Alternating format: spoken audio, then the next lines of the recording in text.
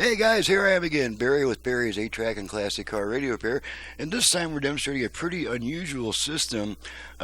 This comes from Larry in Salem, Oregon, and the radio's out of a 71 Plymouth Roadrunner. The 8-Track obviously is not part of the original system. This is a Sanyo. Was originally a Sanyo AM/FM 8-Track, and the customer's request was to obviously do the modern internal conversion on the radio for a heck of a lot more output power, and then make this just an 8-track deck. So I removed most of the radio electronics and optimized it for 8-track. And the reason I've got it up on blocks here is because this unit needed a new motor, and the only motors that are still available that will work are much longer than the originals. So the motor in this unit sticks out at the bottom about 3/4 of an inch, and then also there is no room on the back to mount the input and output jack, so I had to mount those on the bottom too. Now this unit goes into a slide mount. The customer may need to cut out part of the bottom of the slide mount because this looks like the top brackets are the only thing needed to hold it in. So he may need to to modify his slide mount so that the wires will clear and that the RCA jacks and the new motor will clear. So okay, let's go ahead and now this customer has requested obviously the modern internal conversion with Bluetooth and HD radio.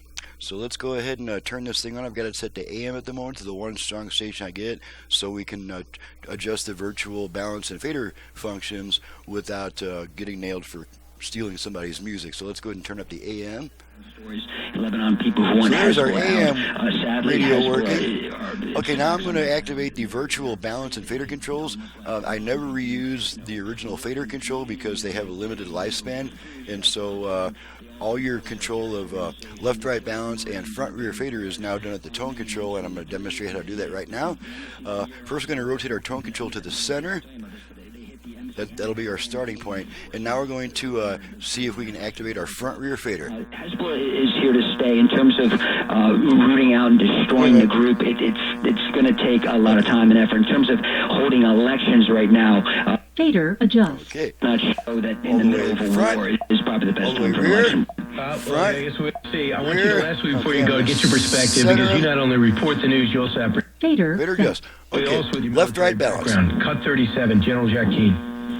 Balance adjust. Okay. All the way left. All the way right. Remember the last time Left. there was a very minimal Right. attack just on Okay. air defense capabilities Center. outside a nuclear. Balance set. Okay. Let's make sure the Bluetooth goes into pairing mode. I mean, they have conventional. Bluetooth ready to pair. Okay, so you heard that. Now we're going to move over to FM, and I have all 5 presets set to stations in my area for a quick test.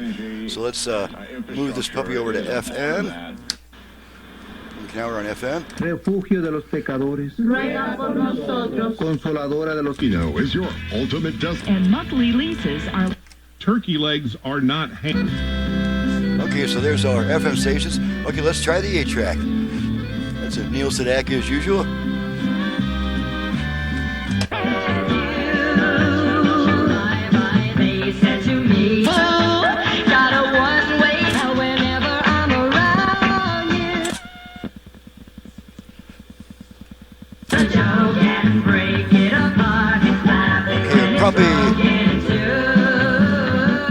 Yeah, we're coming up on an automatic track change, so we'll make sure it does that. There's the automatic track change.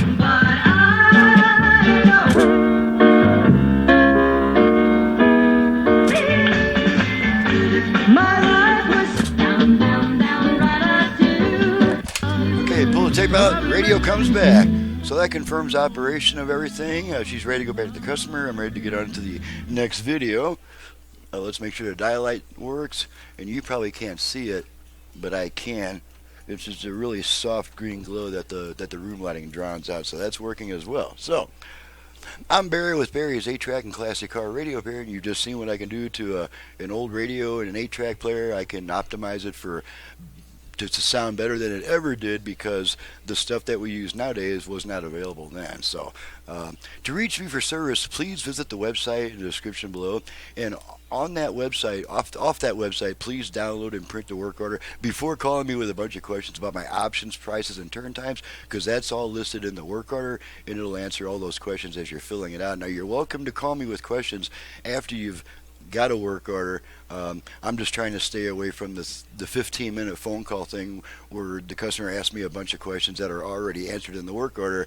The more I'm on the phone, the less I can be on the bench to get the work done, and I got to be on the bench to get the work done. So please observe that courtesy.